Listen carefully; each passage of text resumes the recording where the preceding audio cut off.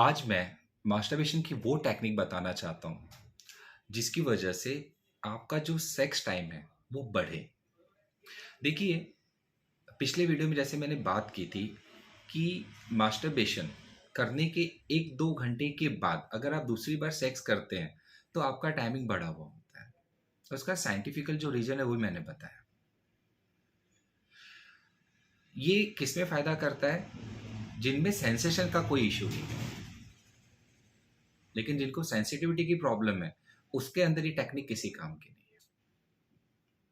अब यहाँ पर मैं एक चीज़ बताना चाहता हूँ कि मास्टरबेशन की प्रैक्टिस आपको कैसी करनी है जिसकी वजह से आपको मास्टरबेशन करने के 1-2 घंटे बाद सेक्स करने वाली टेक्निक का यूज़ ना करना पड़े।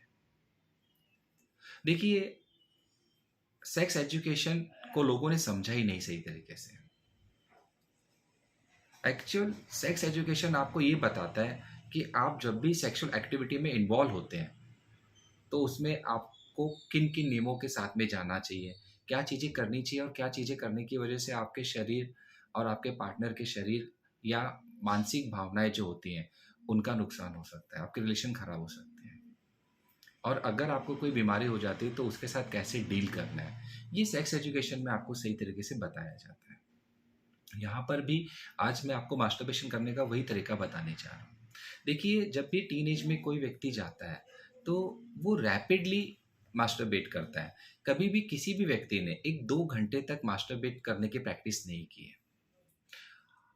जैसे ही टीनेज में जाता है वो सेक्स को समझने लगता है, फीलिंग्स को समझता है और जब उसके अंदर फीलिंग्स आती हैं तो वो मास्टरबेशन का सहारा लेता है। अब मास्टरबेशन कैसे करता है? तो उसने कोई सेक्स आर्टिकल पढ़ लिया या फीलिंग्स आ गई तो वो तुरंत अपने जो भी उसके एक एकांत वाली जगह रहती है वहाँ जाता है और उसके बाद में पेनिस को बहुत रैपिडली घर्षण करता है, रैपिडली मूवमेंट करता है और उसके बाद में अपने वीर्य को गिरा देता है। यहाँ पे उसने 2 से 3 मिनट में अपने मास्टरबेशन को कंप्लीट कर लिया और यही प्रोसीजर वो बार-बार करता है। अब दिमाग में सेक्स को लेकर एक टाइम सेट हो चुका है, एक टच सेट हो चुका है कि 2 से 3 मिनट में ही इंटरकोर्स को कंप्लीट करना है।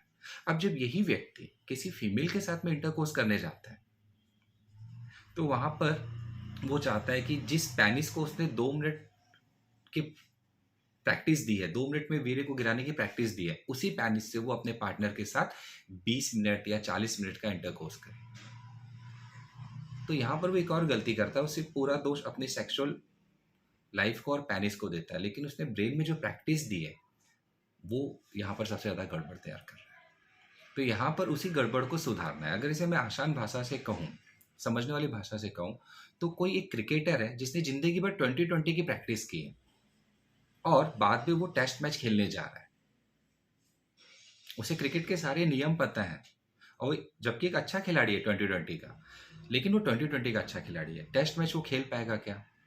नहीं खेल पाएगा। क्यों? क्योंकि उसका ब्रेन जो है वो 20-20 के हिसाब से सोच रहा है, टेस्ट मैच के हिसाब से नहीं सोच रहा है और उसने अपने बॉडी को भी उसी हिसाब से तैयार किया हुआ है।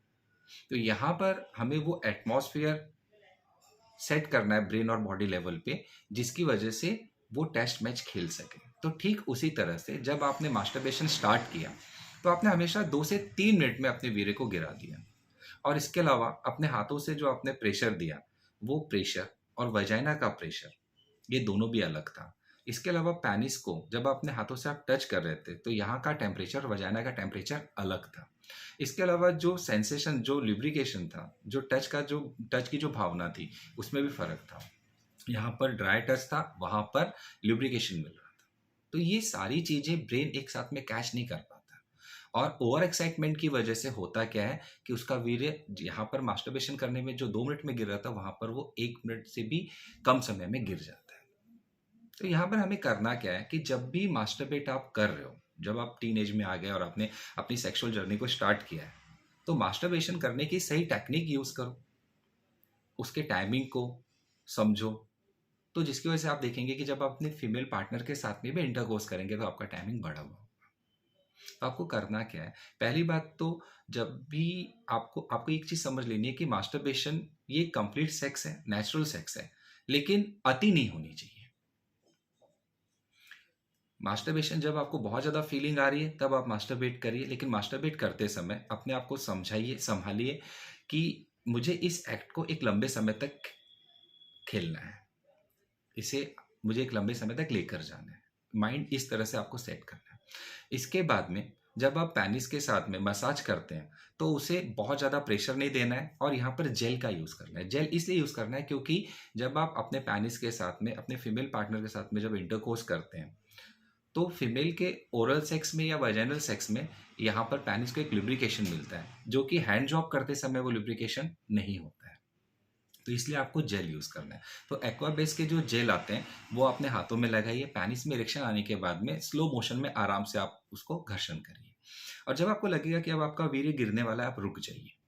कम से कम 30 सेकंड के लिए रुकिए, उसके बाद में फिर वापस से आपको मास्टरबेशन स्टार्ट करना है। जेल फिर से लगाना है अपने हाथों में और फिर से आपको घर्षण चालू करना है। फिर आपको लगा कि आपका वीर्य गिरने वाला, फिर से रुक जाइए और उसके बाद में फिर 31 सेकंड का ब्रेक लेने के बाद में फिर पेनिस में इरेक्शन लाइए, उसके बाद फिर से जेल लगा के फिर से घर्षण करिए। ऐसा 3 बार करने के बाद 4th टाइम आप अपने वीर्य को गिरा दीजिए।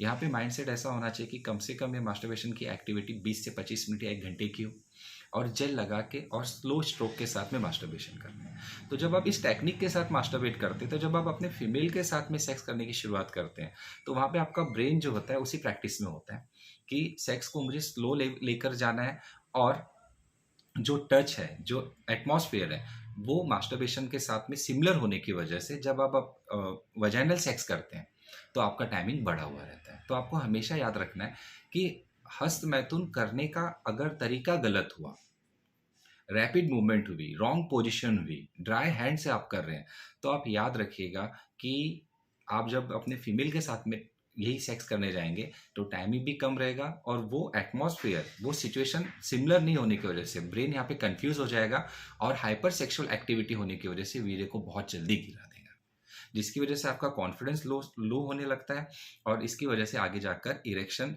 की भी प्रॉब्लम होती है। तो मास्टरबेशन की टेक्निक अगर सही रही तो आपका टाइमिंग बढ़ता है, अगर मास्टरबेशन की टेक्निक गलत रही तो आपका टाइमिंग कम होते जाता है। इसी के अलावा इसमें एक चीज़ और होती है, सेंसिटिविटी। अगर किसी किसी व्यक्ति के पेनिस का जो अपर पार्ट है, जिसे हम हेड ऑफ पेनिस बोलते हैं या पेनिस का टिप बोलते हैं, अगर ये बहुत ज़्यादा सेंसिटिव है तो ऐसे व्यक्ति के लिए कुछ अलग टेक्निक्स आती हैं। उसके अंदर उन्हें मसाज टेक्निक, एक्स्ट्रा टाइम बढ़ाने वाले जो कॉन्डम्स होते हैं उनका यूज़ करना होता है।